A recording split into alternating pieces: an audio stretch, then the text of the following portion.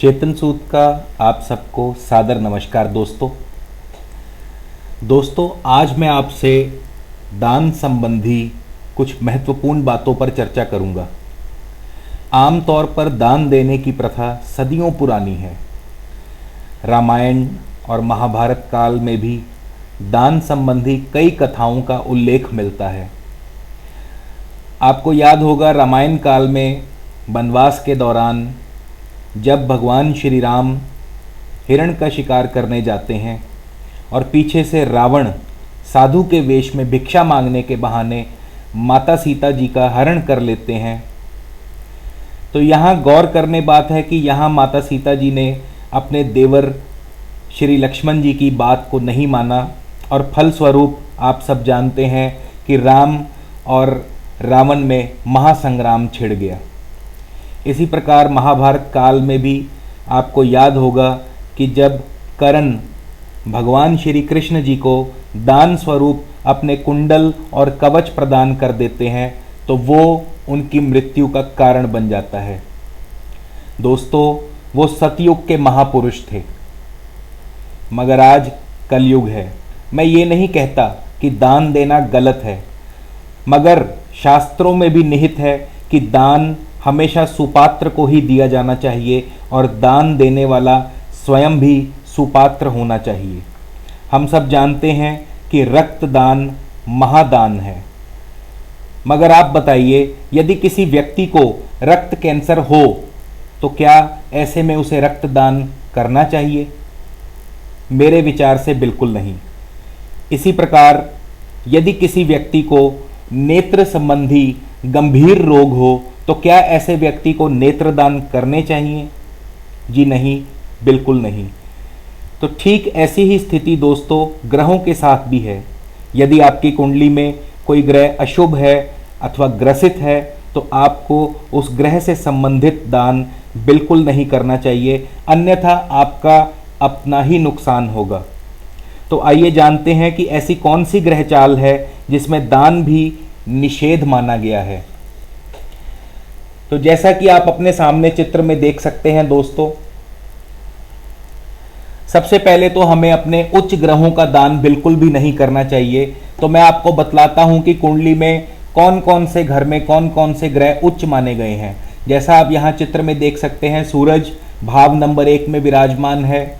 इसी प्रकार चंद्रमा भाव नंबर 2, गुरु भाव नंबर 4, बुध एवं राहु भाव नंबर 6, शनि भाव नंबर 7, मंगल भाव नंबर 10 एवं शुक्र और केतु भाव नंबर 12। तो ये सभी 9 के 9 ग्रह इन भावों में उच्च माने गए हैं, तो इनसे संबंधित दान बिल्कुल नहीं देना चाहिए। जिस प्रकार सूरज, इसके लिए गेहूं, गुड़, आटा या तांबे आदि का दान बिल्कुल नहीं करना चाहिए। इसी प्रकार चंद्रमा के लिए दूध, चावल, चांदी आदि का दान न करें।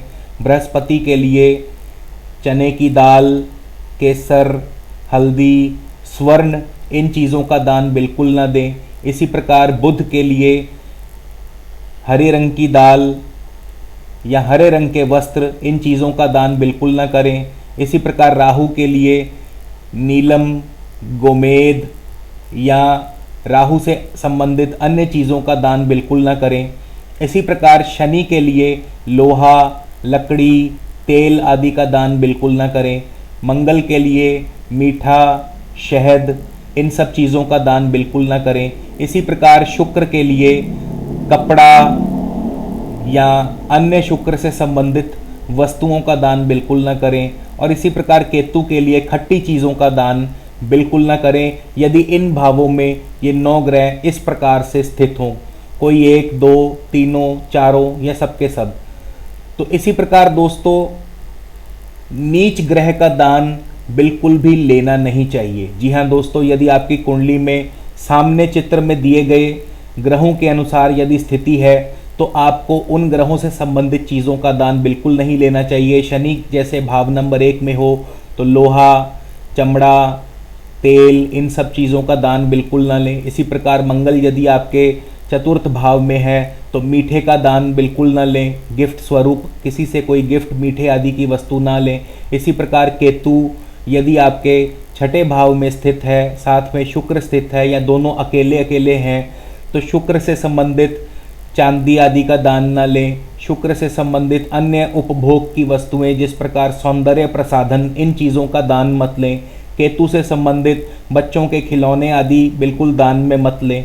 इसी प्रकार यदि सप्तम भाव में सूरज है तो आप गेहूं, आटा, तांबा आदि इन सब चीज़ों का दान न लेंगे। चंद्रमा यदि अष्टम भाव में है तो आप बिल्कुल भी चांदी, दूध, चावल आदि का दान न लें। इसी प्रकार बृहस्पति यदि दशम भाव में हो तो बृहस्पति से संबंधित सोना, केसर, इन चीज़ों का दान बिल्कुल मत लें।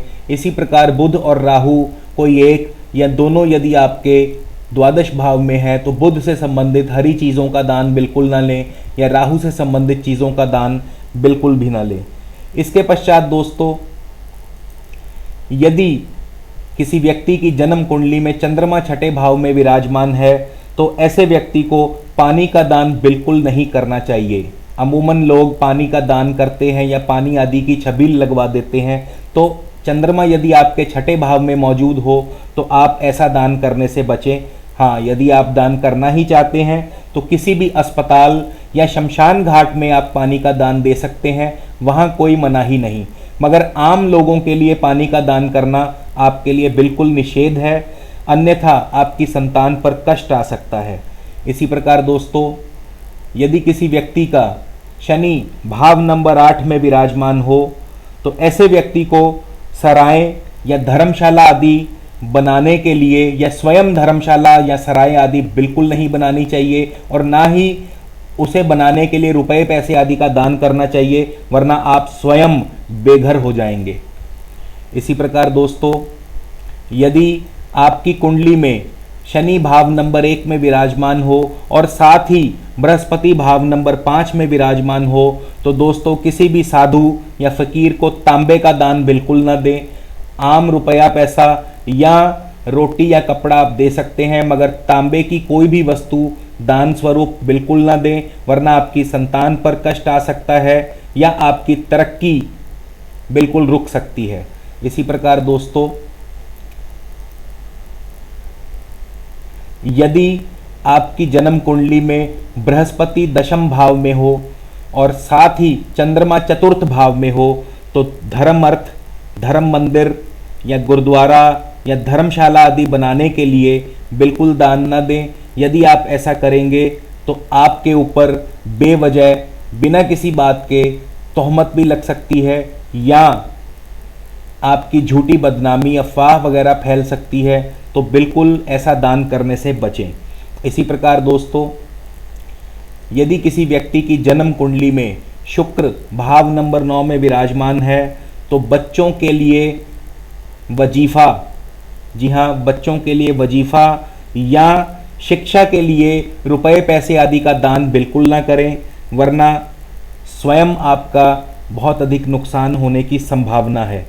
इसी प्रकार दोस्तों, यदि किसी व्यक्ति का चंद्रमा भाव नंबर 12 में विराजमान है तो ऐसे व्यक्ति को किसी भी पुजारी या साधु को मुफ्त रोटी देना या किसी स्कूल आदि में मुफ्त तालीम के लिए रुपया पैसा आदि देना बिल्कुल निषेध है। यदि वो स्वयं ऐसा दान करेगा तो उसके लिए बहुत दुख, बहुत कठिनाइयाँ, बहुत मुसीबतें पेश आएंगी, तो बिल्कुल आपके लिए ये दान बिल्कुल वर्जित है, ऐसा बिल्कुल ना करें।